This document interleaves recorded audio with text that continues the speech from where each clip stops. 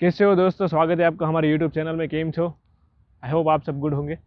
आपने हमारा वीडियो देखा होगा कि why you should not choose Italy for higher studies. उसमें हमने कवर किया था कि कौन कौन से ड्रॉबैक्स है अगर आप इटली सिलेक्ट करते हो फॉर योर हायर एजुकेशन।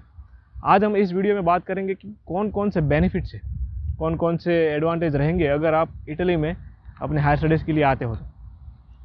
तो चलिए शुरू करते हैं हमारा वीडियो। सबसे पहले बात करते हैं जो मेन एडवांटेज है अगर आप इटली को चूज़ करते हो स्टडी के लिए, तो वो है कि फ्री एजुकेशन। यहाँ पे एक्चुअली यूनिवर्सिटीज़ में फ़ीस होती है, पर वो जब हम हमारी इनकम शो करते हैं, जिसे इटालियन में बोलते हैं ईसे सर्टिफिकेट, जो एक्चुअली इंडिकेट करता है हमारी इनकम कितनी है, जब वो सर्टिफिकेट हम हमारी यूनिवर्सिटी में सबमिट करते हैं तो बेस्ड ऑन दैट हमारी फ़ीस काउंट होती है। और नॉर्मली वो फ़ीस पूरी वेव्ड ऑफ हो जाती है, मतलब ज़ीरो एजुकेशन फ़ीस होती है। तो सबसे पहला बेनिफिट है कि यहाँ पे एजुकेशन फ़ीस नहीं है। इसका मतलब है कि जब आप इटली में आओगे तो आपको कोई एजुकेशन लोन नहीं लेना पड़ेगा, आपके ऊपर कोई लोन लेने का बर्डन नहीं होगा। या फिर कोई और चीज़ है कि एजुकेशन आप अपना बैचलर्स या मास्टर्स ख़त्म कर रहे हो तो लोन रीपेमेंट के लिए आपके लिए कोई टेंशन नहीं होगा। तो नेक्स्ट है कि यहाँ पे जैसी दूसरी कंट्रीज़ है, जर्मनी और कनाडा, जहाँ पे हमें ब्लॉक्ड अकाउंट ओपन करना पड़ता है और जिसमें हमें अपने पैसे डाल के उनको लॉक करना पड़ता है, वो सिस्टम इटली में नहीं है। मतलब आपको यहाँ पे कोई ब्लॉक्ड अकाउंट ओपन करने की ज़रूरत नहीं है। बट एक चीज़ याद रखना कि जब वीज़ा एप्लीकेशन करते हैं तब हमें थोड़ा अमाउंट शो करना पड़ता है, जो नॉर्मली 10 से 15 लाख होता है। तो उस टाइम पे हमें सिर्फ अमाउंट शो करना होता है। वीज़ा आने के बाद हम वो अमाउंट वापस ले भी सकते हैं, पर ये एक बेनिफिट है कि यहाँ पे कोई ब्लॉक्ड अकाउंट ओपन करने की ज़रूरत नहीं है। रैंकिंग रिक्वायरमेंट, तो ये बात हो गई इटली की अफोर्डेबिलिटी कितनी है। अभी बात करते हैं कि यहाँ पे एजुकेशन कैसा है। तो एजुकेशन में तो मैं बोलूँगा इटली का एजुकेशन अच्छा है कंपैरेटिवली। और अगर वर्ल्ड लेवल में भी देखें तो इटली की काफ़ी सारी यूनिवर्सिटीज़ है, तकरीबन 17 यूनिवर्सिटीज़ है जो क्यूएस वर्ल्ड रैंकिंग में, मतलब क्यूएस टॉप 500 में आते हैं। तो इसका मतलब है कि यहाँ का एजुकेशन सिस्टम भी अच्छा है, यूनिवर्सिटीज़ भी काफ़ी वेल नोन है इंटरनेशनली। जिसमें से कुछ यूनिवर्सिटीज़ में बोलूँगा सेपिएंजा है, यूनिवर्सिटी ऑफ मिलान है और यूनिवर्सिटी ऑफ बोलोनिया है। ये काफ़ी वेल नोन यूनिवर्सिटी है ऑल ओवर वर्ल्ड में। तो यहाँ का एजुकेशन सिस्टम भी अच्छा है। अब इस यूनिवर्सिटीज़ में एडमिशन लेने के लिए रिक्वायरमेंट्स भी काफ़ी ईजी है। मैं बोलूँगा यहाँ की रिक्वायरमेंट्स इतनी हार्ड नहीं है। फॉर एग्ज़ाम्पल यहाँ पे एज गैप है वो एक्सेप्ट करते हैं। यहाँ पे अगर आपका स्टडी गैप है, आपने बैचलर्स के बाद कोई जॉब किया है और फिर आप सोच रहे हो कि मास्टर्स करना है, तो वो यहाँ पे एक्सेप्टेड है, यहाँ पे ये लोग अलाउ करते हैं। प्लस है कि यहाँ पे कोई IELTS, अभी IELTS रिक्वायर है, बट स्टिल यहाँ पे कुछ यूनिवर्सिटीज़ है जहाँ पे भी वो लोग बोलते हैं कि IELTS की ज़रूरत नहीं, आप अपना मीडियम ऑफ इंस्ट्रक्शन सबमिट कर सकते हैं as a English proof. Plus ये मैं बोलूँगा जैसे कि जर्मनी में होता है, जब आप एप्लीकेशन करते हो तो यूनिवर्सिटीज़ रिक्वायर करते हैं कि आप एटलीस्ट A1 या A2 जर्मन सर्टिफिकेट सबमिट करें, जो चीज़ यहाँ इटली में नहीं है। ये लोग नहीं मांगते कि आपके पास इटालियन लैंग्वेज पहले से होना चाहिए, आप यहाँ आके बाद में भी स्टार्ट कर सकते हो सीखना इटालियन लैंग्वेज। एक और चीज़ है कि यहाँ की यूनिवर्सिटीज़ लोअर स्कोर में भी एडमिशन देती है। तो अगर हमारा फॉर एग्ज़ाम्पल अगर तुम्हारा स्कोर लो है थोड़ा नॉर्मल से 50 या 60-65, तो भी यहाँ पे चांसेस है एडमिशन लेना। अभी हम बात करेंगे स्कॉलरशिप के बारे में।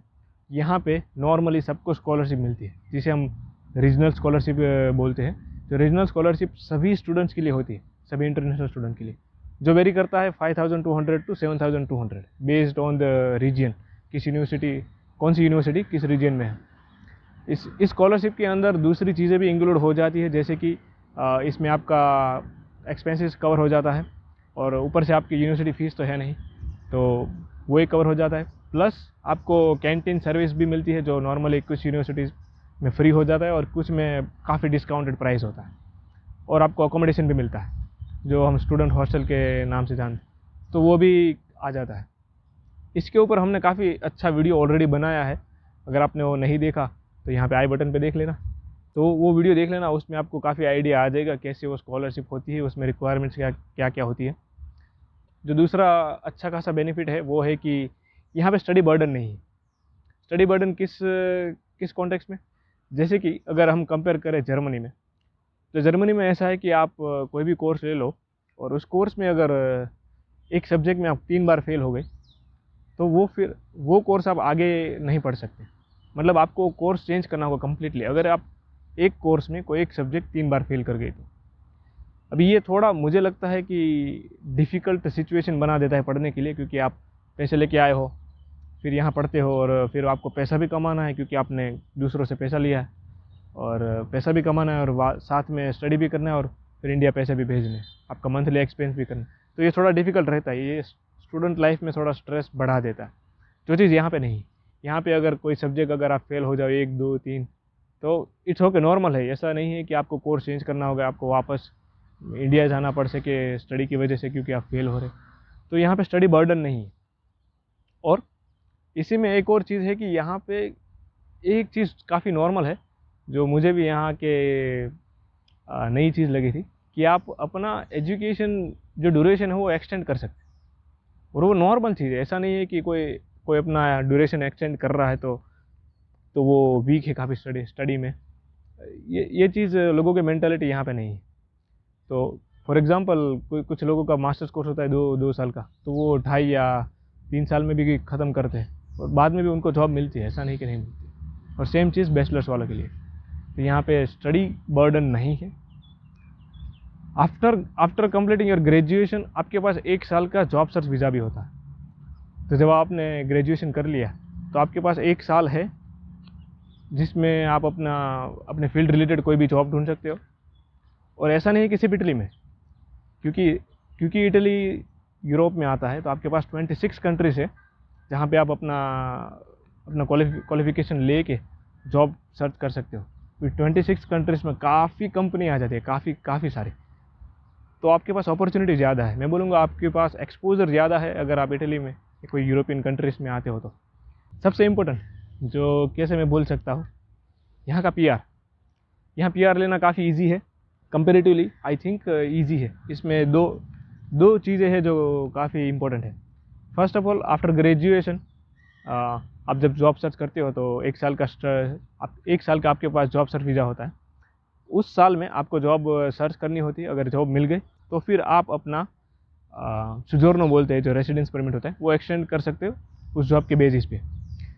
अभी कंपेरेटिवली दूसरी कंट्रीज़ में ऐसा होता है कि फॉर एग्जांपल मैंने अगर मैकेनिकल स्टडी किया है तो मेरी जॉब मैकेनिकल फील्ड के रिलेटेड होनी चाहिए, तभी मैं अपना जो रेसिडेंस परमिट है वो एक्सटेंड कर सकता हूँ। ऐसा नहीं है कि मैं मैकेनिकल पढ़ा और फिर मैं दूसरी फील्ड में जा रहा हूँ, फॉर एग्जांपल कुकिंग में। ये कम्प्लीटली टोटली डिफरेंट फील्ड है। तो ये चीज़ नहीं चलती नॉर्मल कंट्रीज़ में, पर इटली में चलता है। इटली में मैं मैकेनिकल पढ़ रहा हूँ, मैं कंप्यूटर पढ़ रहा हूँ, मैं कुछ भी पढ़ रहा हूँ, बट फिर मैं जब ग्रेजुएशन के बाद अगर मैं कुकिंग में भी जाऊँ तो भी मैं अपना स्टे है वो एक्सटेंड कर सकता हूँ, और इसी की बेसिस पे मैं अपना PR भी अप्लाई कर सकता हूँ। अभी PR के लिए इन लोगों की रिक्वायरमेंट है 5 साल की। 5 साल आप नॉर्मली इटली में रहे होने चाहिए, दैट्स इट। इटली में रहे होने चाहिए, आप कुछ भी कर सकते हो इटली में, या 5 साल कोई भी जॉब भी कर सकते हो, या फिर फॉर एग्जांपल अगर आप बैचलर्स के लिए आ रहे हो तो 3 साल बैचलर्स के, और अगर आपने एक्सटेंड कर दिया तो 5 साल भी हो सकते हैं बैचलर्स के, तो भी आप एलिजिबल हो। या फिर 3 साल बैचलर्स के और 2 साल मास्टर्स के इटली में किए तो आप परफेक्टली एलिजिबल हो PR अप्लाई करने के लिए। बस आपके पास एक जॉब होना चाहिए, जो किसी भी फील्ड में हो सकता है, कुछ भी होना चाहिए। बस आपके पास एक पेपर होना चाहिए जो बोल रहा है कि आप वहाँ पे जॉब करते हैं। तो दैट्स इट। इतने ही बेनिफिट थे, जो मैं बोलता हूँ काफ़ी सारा बेनिफिट है। और यही बेनिफिट सोच के जब मैं यहाँ आया, मैं काफ़ी सेटिस्फाइड हूँ कि मैंने इटली चूज़ किया, एटलीस्ट फॉर माई बैचलर्स। क्योंकि यहाँ आके मुझे यहाँ का आइडिया मिल गया कि किस तरीके से यूरोप में स्टडीज़ होती है, ये सब मुझे नॉर्मल आइडिया आ गया। अभी मैं मास्टर्स के लिए कहीं भी जाऊँ, मेरे को ज़्यादा कुछ नया नहीं लगेगा। मुझे ऑलरेडी मालूम है यहाँ के एजुकेशन सिस्टम कैसे काम करती, कैसे पढ़ाई करनी है, कैसे क्या तो सब कुछ। तो मैं तो सेटिस्फाइड हूँ दोस्तों इटली आके। अगर आपको भी सेटिस्फाइड होना है तो आ जाओ इटली। हम तो इतना ही था आज की वीडियो में। आई होप आपको अच्छा खासा आइडिया आ गया होगा। मिलते हैं नेक्स्ट वीडियो में। Till then, bye bye.